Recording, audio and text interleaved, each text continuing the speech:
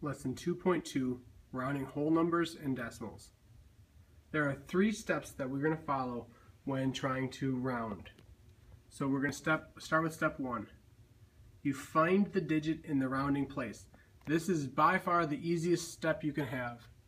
You look for the underlined digit. So in this case, we're going to be rounding to what place value? Right, the hundreds. Let's look at step 2. This is where it gets a little more tricky. Look at the digit to the right of the rounding place.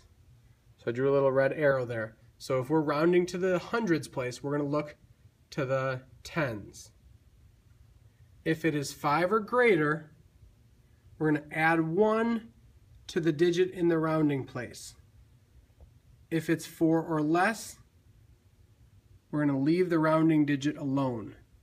So what we do is we compare it. We take the digit, which is the 3, and we compare it to 5. Since 3 is less than 5, we're going to leave the 6 alone. So we're going to leave that 6. We're not changing it. Step 3 says to change all of the digits to the right of the rounding digit into zeros. So from here we said because 3 is less than 5, we're going to leave the 6 here. And then step 3 says to make everything else zeros. So we have 6 and then 0, 0.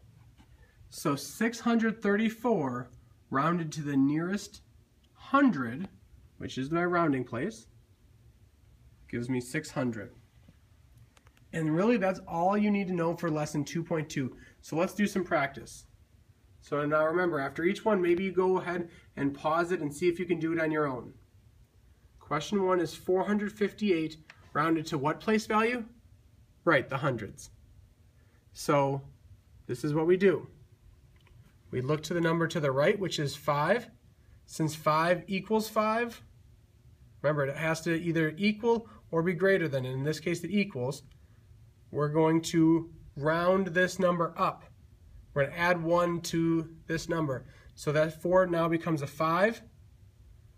And step 3 told us change all the digits to the right of the rounding digit into zeros. So we rounded this up to 5 and then everything else became zeros. So 458 to the nearest 100 is 500. Let's look at this next one.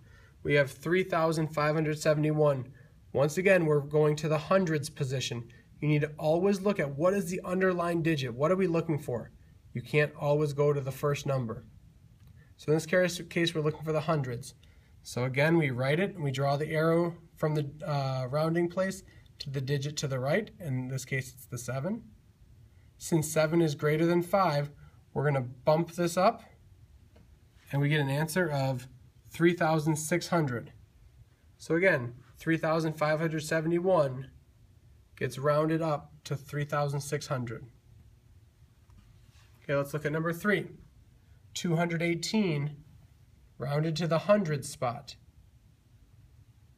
We have 218. We go 1 digit over from the 2, gives us the 1. Since 1 is less than 5, what do we do with this 2?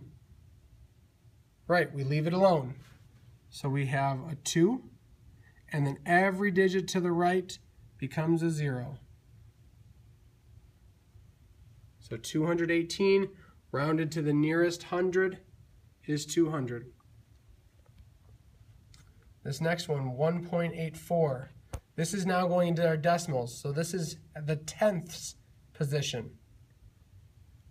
We don't do anything different. We still just go to the next digit to the right, and it's a 4. Since 4 is less than 5, we're going to leave it the same. So we have our 1.8, and then everything to the right becomes a 0, and we have 1.80. But Mr. Linz, what happens if I just wrote 1.8? That's the same thing. Or 1.800. Remember, when we're talking about decimals, adding zeros at the end does not change the value. Let's look at one more. 7.216. So we have 216 thousandths. Don't get scared off by the number of decimals. We still look for the underlined digit, our rounding digit, and it's a 7, so we go 1 spot over the 2. since 2 is less than 5, we're going to leave the 7 the same. And then after that rounding digit, everything else becomes a 0. And that's rounding whole numbers and decimals.